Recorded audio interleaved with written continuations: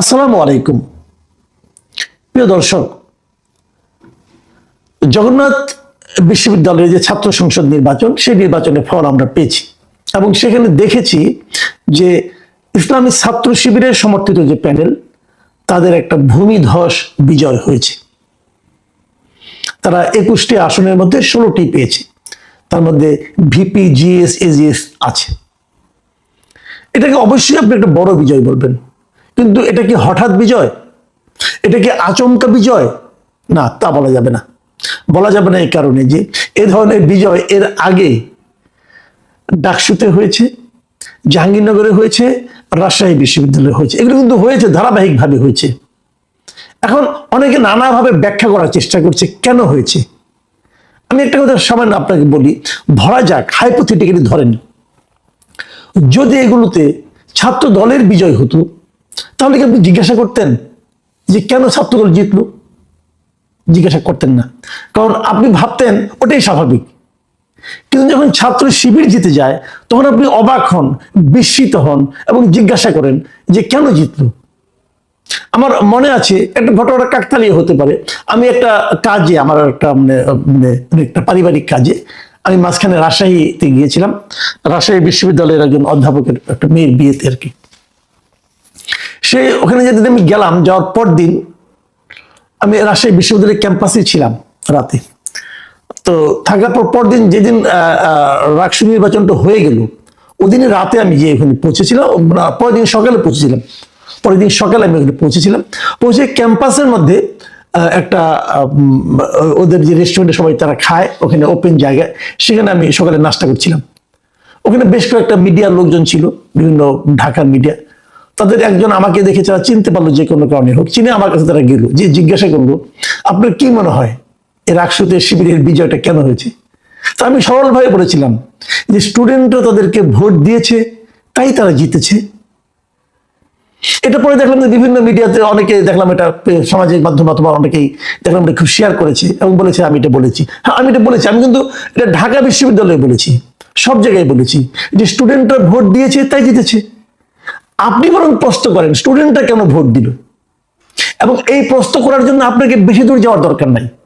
আপনার ঘরেই একটা স্টুডেন্ট আছে, হয়তো বা সে ঢাকা ইউনিভার্সিটিতে পড়ে না, হয়তো জাহাঙ্গীরনগরে পড়ে না, জগন্নাথে পড়ে না, রাজশাহী ইউনিভার্সিটিতে পড়ে না, চিটাগাং ইউনিভার্সিটিতে পড়ে, হয়তো এখানে কোনোটাতেই পড়ে না, হয়তো সে একটা বেসরকারি বিশ্ববিদ্যালয়ে পড়ে, হতে পারে।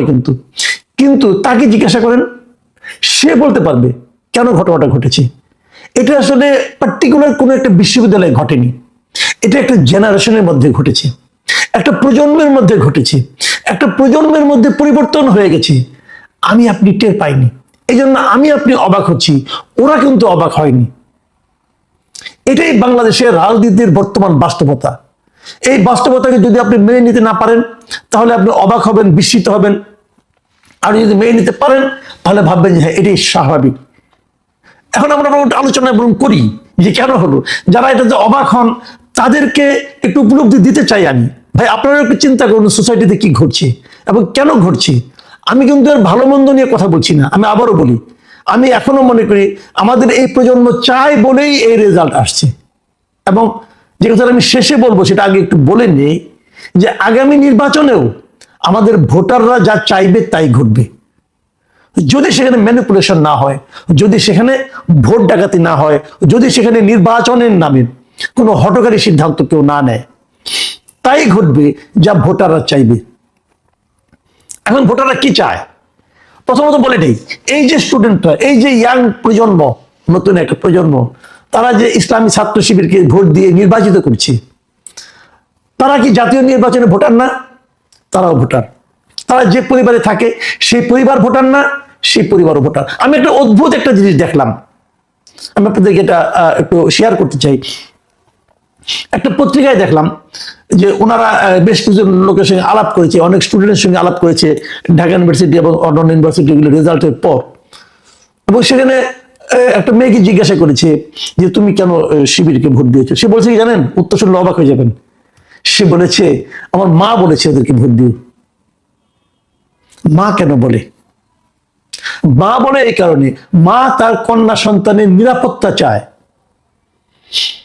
মা বুঝতে চেয়েছে যে কারা ছাত্র সংসদে আসলে তার কন্যাটা নিরাপদে থাকতে পারবে, সে মা বলেছে।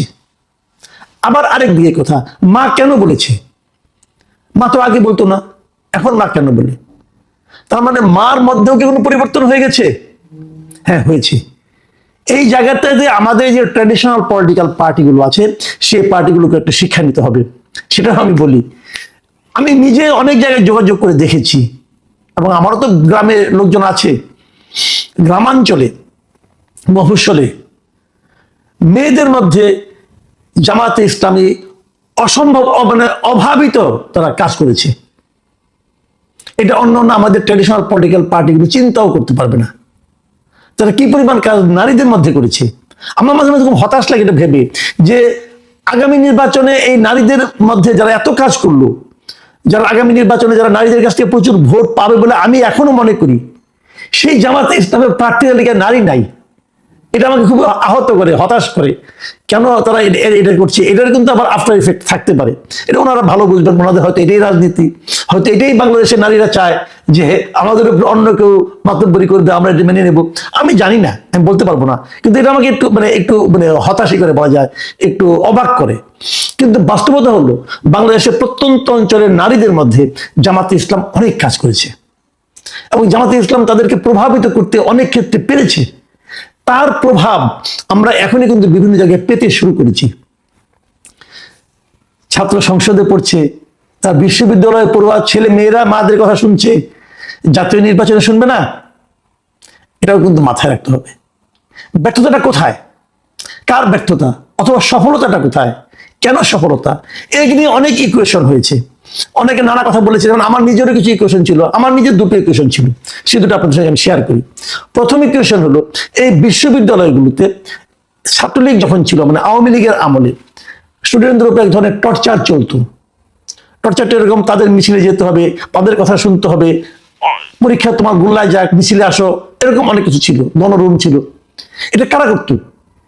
আমরা হয়তো বলবো ছাত্রলীগ করতো, না, এটাকে ছাত্রলীগ ভাবলে হবে না, এটা আসলে করতো সরকারি দল।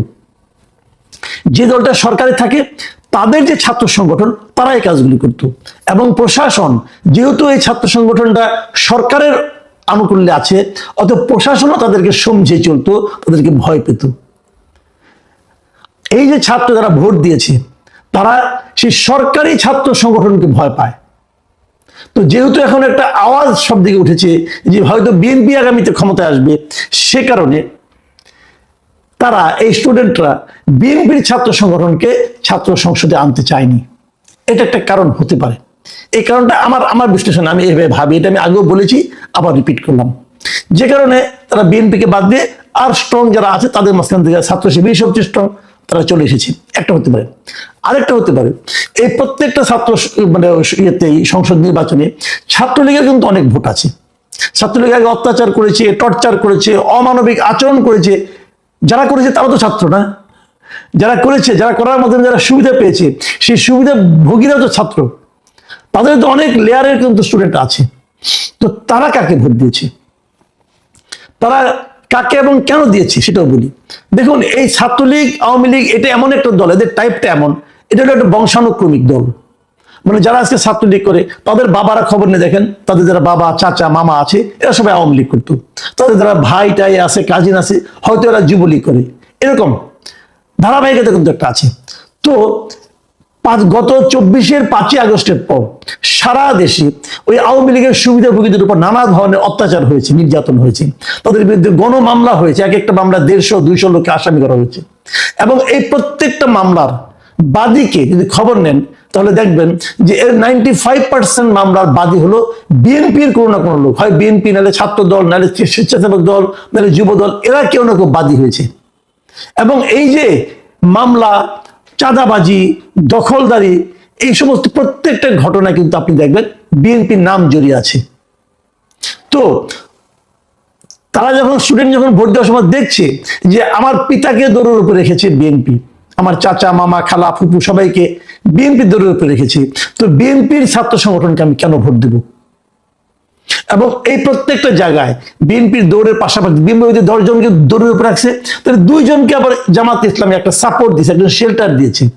তারা কিন্তু জামাতে ইসলামের প্রতি এক ধরনের কৃতজ্ঞতা অনুভব করেছে। সেই কৃতজ্ঞতায় কিন্তু ক্রমে ক্রমে তাদের সন্তানদের মধ্যে সংক্রমিত হয়েছে এবং তারা এখানে সেই ভোটটা দিয়েছে। এরা এই জন্য বিএনপি ছাত্র সংগঠন তাদেরকে বাদ দিয়ে বিকল্প কাউকে বেছে নিয়েছে।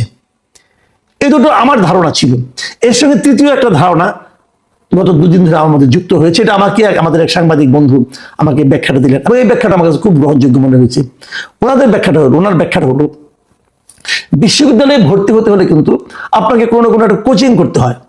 আমাদের সমস্ত স্টুডেন্ট যারা যত লোক বিভিন্ন বিশ্ববিদ্যালয়ে ভর্তি হয়েছে তারা কোনো না কোনো একটা ইন্টারমিডিয়েট পাস করার পর কোনো না কোনো একটা কোচিং সেন্টারে ভর্তি হয়েছে এবং এই কোচিং সেন্টারে যারা টিচার এবং কোচিং সেন্টারে যারা চালায় মালিক, এদের মধ্যে 80% মালিক হলো জামাত শিবির। এরা সবাই এই দুইটা পলিটিক্যাল পার্টির সঙ্গে সংশ্লিষ্ট। যখন গত 17 বছর আওয়ামী লীগ যখন জামাতকে নানাভাবে সব ধরনের সামাজিক সব ধরনের পলিটিক্যাল রাজনৈতিক কর্মকাণ্ড থেকে বিচ্ছিন্ন করে রেখেছিল, তখন তারা এইদিকে মনোনিবেশ করেছিল এবং এখানে পড়াতে যে একদিকে তারা ভর্তি জন্য প্রস্তুত করেছে, আরেকদিকে তারা ধর্মীয় শিক্ষা এবং ইসলামী ছাত্র শিবিরের যে শিক্ষা সে আদর্শগুলো ধীরে ধীরে এদের মধ্যে ঢুকিয়ে দিয়েছিল। এবং অনেক ক্ষেত্রে এমনও হয়েছে যারা নাকি মেধাবী কিন্তু দরিদ্র, তাদের কাছে তারা টাকা পয়সা পর্যন্ত নেয়নি, তাদের ফিস দিতে হয়নি, বিনা পয়সায় পড়িয়েছে। সেই কৃতজ্ঞতা বোধ এবং সেই শিক্ষা দুটো একত্র হয়ে কিন্তু একটা বিরাট জেনারেশনের একটা বড় অংশ কিন্তু ছাত্র শিবিরের প্রতি এক ধরনের সহানুভূতি তারা কিন্তু প্রদর্শন করছে। সেটারই একটা ফল আমরা বিশ্ববিদ্যালয়ের নির্বাচনগুলোতে দেখছি। দেখুন, এগুলো আমি যেগুলো বললাম না, এগুলো হলো আপনার এক ধরনের কারণ খুঁজে বের করা, কেন ঘটলো, কি ঘটলো না ঘটলো এটা। কিন্তু এর বাইরেও কিছু কথা আছে। আমরা দেখেছি যে জামাতে ইসলামের সঙ্গে জামাতে ইসলাম এবং ছাত্র শিবিরের যে পলিটিক্স, তার সঙ্গে আমাদের ট্র্যাডিশনাল যে সমস্ত রাজনৈতিক দলগুলো আছে, আওয়ামী লীগ, ছাত্রলীগ, বিএনপি, ছাত্র দল, এদের একটা বেসিক পার্থক্য আছে। সে পার্থক্যটা হলো জামাতকে আপনি যত যাই বলে পছন্দ হোক বা না হোক, এটাই বাস্তবতা, জামাত শিবির তারা ওয়েলফেয়ার পলিটিক্স করে। তারা মানুষকে বোঝাতে চায় যে আমি তোমার আপনজন। সেটা মনের থেকে বোঝায় নাকি অভিনয় করে সেটা কিন্তু অন্য হিসাব। তারা এটাই বোঝাতে চায় যে আমি তোমার আপনজন, তুমি আমার কাছে আসলে উপকৃত হবা। এটা কিন্তু আপনি বিএনপির কোনো নেতৃত্বের কাছে পাবেন না। দু একজন পেতে পারে, সেটা বিচ্ছিন্ন ঘটনা। কিন্তু বিএনপি যারা গড় নেতা, ওদের কাছে আপনি যান, তারা যে আপনার সালামের জবাবটা নেবে দয়া করে, এতেই আপনাকে খুশি থাকতে হবে। আপনি এটুকু ভেবে খুশি হবেন যে আমি 10 বার সালাম দেওয়ার পর অন্তত 2 বার উনি জবাব নিয়েছেন, উনি জবাব দিয়েছেন, অতএব আপনি মুগ্ধ। এই ধারণা নিয়ে আপনাকে বাস করতে হবে। তো মানুষ আর কতদিন জিন্দাবাদ বলবে? ওয়েলফেয়ার পলিটিক্সটা আসতে হবে। আমি কিন্তু এই জন্য বলেছিলাম যে তারেক রহমান যখন দেশে আসলেন, ওনার মধ্যে কিন্তু সেই ট্র্যাডিশনাল পলিটিশিয়ানের অ্যাটিটিউড আমি দেখিনি। ওনার আচার আচরণে আমি দেখিনি। ওনার আসার কারণে এই যে মানুষের কষ্ট হল, উনি সেদিন দুঃখ প্রকাশ করেছেন। ওনাকে কেউ একজন গালি দিল, তাকে উনি আপনার জেলখানা থেকে ছাড়িয়ে আনার জন্য সুপারিশ করেছেন, বলেছেন আমাকে কেউ গালি দিতেই পারে, সমালোচনা করতেই পারে, এই জন্য তাকে আপনি জেলে দিবেন কেন? এটা কিন্তু ট্র্যাডিশনাল পলিটিক্সের মধ্যে পড়ে না। উনি কিন্তু উনি আসার পরেও সেটাও তো ছাত্র দলকে হাত জিতাতে পারলো না। এটারও কারণ আছে। এটা হলো উনি যে অল্প সময় এসেছেন, মাত্র কয়েকদিন, উনি হাইপটা তুলতে পেরেছেন, মানুষের মধ্যে একটা জোয়ার উনি তুলতে পেরেছেন, হয়তো অটোমেটিক উঠে গেছে। কিন্তু সেটা সেই স্টুডেন্ট যা নাকি সবকিছু একটু লজিক দিয়ে চিন্তা করে, তাদের মধ্যে পর্যন্ত পৌঁছায় নাই। কি কারণে পৌঁছায় নাই? তারেক রহমানের সঙ্গে সঙ্গে ওনার নেতৃবৃন্দের মধ্যে কি সেই পরিবর্তনটা আসছে? আমি একটা এক্সাম্পল দিয়ে বলি। এই যে আমি 3টা ঘটনার কথা বলি আপনাদেরকে। একটা হলো ওনার আসার কারণে যে যানজট হয়েছে, মানুষের ভোগান্তি হয়েছে, এই জন্য বিএনপি দুঃখ প্রকাশ করেছে। এই জন্য বিএনপি কিন্তু অফিসিয়ালি প্রেস রিলিজে দুঃখ প্রকাশ করেছে। যেখানে ওনাকে সমাবেশ করা হয়েছিল সেখানে ময়লা আবর্জনা পড়েছিল, সেটা পরিষ্কার করার জন্য বিএনপি উদ্যোগ নিয়েছে, সেটাও বিএনপি প্রেস রিলিজ দিয়ে করেছে। এবং ওনাকে সমালোচনা করার জন্য যাকে গ্রেপ্তার করা হয়েছিল তার ব্যাপারে তাদের কোনো ক্ষোভ নাই, তাদের কোনো অভিযোগ নাই, সেটাও বিএনপি প্রেস রিলিজ দিয়ে করেছে। আচ্ছা ভাই, এই প্রেস রিলিজগুলি এতদিন দেন নাই কেন? তারেক রহমান আসার কারণে কেন দিলেন? আসার পর কেন দিলেন? তার মানে এতদিন কি আপনাদের সঙ্গে তারেক রহমানের কথাবার্তা হয় নাই? হয়েছে। উনি দূরে ছিলেন বলে হয়তো এগুলো উনি দেখেন নাই। দূরত্ব একটা ফ্যাক্টর। কিন্তু আপনারা কেন উপলব্ধি করতে পারলেন না? আপনারা তো ওনার কাছে ছিলেন, আপনারা কেন ওনার সঙ্গে কথা বলে ওনার মন মানসিকতা বুঝেন নাই আপনার নেতা কি চায়? বুঝেন না উনি কোন পলিটিক্স চালু করতে চায়? আপনি কেন করেননি? করেননি এই কারণে, এটা যে করার দরকার এটাই তো আপনি ফিল করেন না। আপনি তো ওই রাজনৈতিক স্কুলে পড়েন নাই রে ভাই, আপনি তো সে ট্রেডিশনাল পলিটিক্সের মধ্যে আছেন। আর রাজনীতি পরিবর্তন হয়ে গেছে ভাই, রাজনীতি এখন জনগণের কাছে চলে যাচ্ছে। জনগণ সিদ্ধান্ত নিবে আপনি কি আচরণ করবেন, আপনার সিদ্ধান্তে জনগণ আর চলবে না। সেই রাজনীতি যদি না করতে পারেন, সামনে কিন্তু বেশি দিন সময় নাই। আমি কিন্তু সবাইকে বলছি, এটা মনে করার কোনো কারণ নাই যে বিএনপিকে আমি হেল্প করাতে চাচ্ছি। আমি ভাই হেল্প সবাইকেই করছি। আমি বলতে চাচ্ছি যেটা, সেটা হলো জনগণ সিদ্ধান্ত দেবে যে দেশকে চালাবে। জনগণ সিদ্ধান্ত দিবে আপনি পলিটিক্যাল লিডার আপনার কি আচরণ করা উচিত। সেটা আপনি যদি না মানতে পারেন, যে জনগণের সেই সিদ্ধান্ত, জনগণের সেই ইশারা যদি আপনি বুঝতে না পারেন, তাহলে আপনি আপনার জন্য নিজে কবর খুলবেন। এবং জনগণ সেই ইশারা কিন্তু দিচ্ছে। এই যে স্টুডেন্ট মানে আপনার যে পলিটিক্স, এই যে বিশ্ববিদ্যালয়গুলোতে যে ছাত্রদের যে রায়, সেই রায় কিন্তু সেই ইশারা। আমি প্রথমটাকে হয়তো ভেবেছিলাম যে হঠাৎ করে আচমকা হয়ে গেছে, কিন্তু যখন পরপর এরকম 4বার 5বার হয়, একই ফল হয়, তখন কিন্তু আমি বলবো যে বিএনপি অথবা অন্য যারা ট্র্যাডিশনাল পলিটিক্স করছেন, তাদের আরেকবার নিজেদের দিকে তাকানোর প্রয়োজন দেখা দিয়েছে। নিজেদের দিকে তাকান, আত্ম উপলব্ধি, আত্মসমালোচনা, এটা আপনাদেরকে সামনের দিকে নিয়ে যাবে।